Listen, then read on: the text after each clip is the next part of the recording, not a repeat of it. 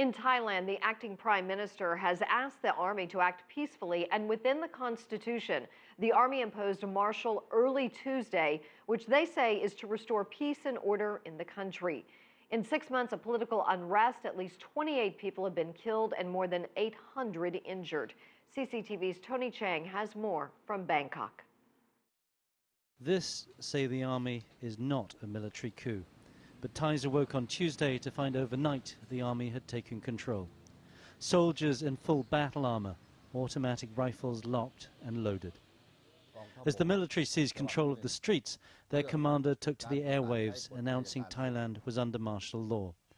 The threat to peace was now too great to ignore, said General Prayut. At Parliament, still no elected house, but unelected senators coming and going under the eye of soldiers stationed inside. Under martial law, they can now appoint a new prime minister, although the Senate is keen to stress it would be an inclusive process. The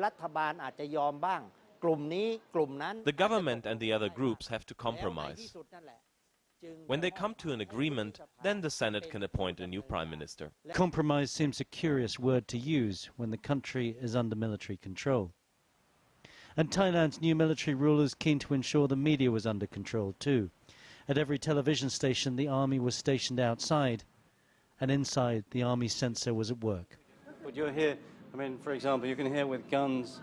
So this is a television station. You guys are here with guns. You've taken over, basically. The new peacekeeping control center had invited relevant agencies and civil servants to meet the heads of the armed forces and the police.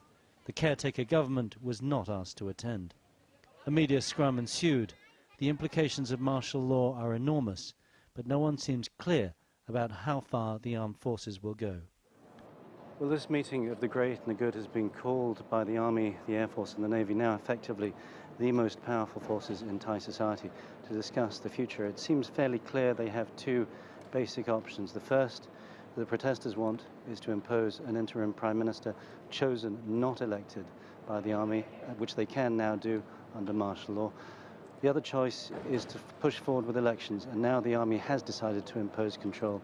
Will they in fact make sure those elections take place in a peaceful and organized manner? Tony Cheng, CCTV, Bangkok.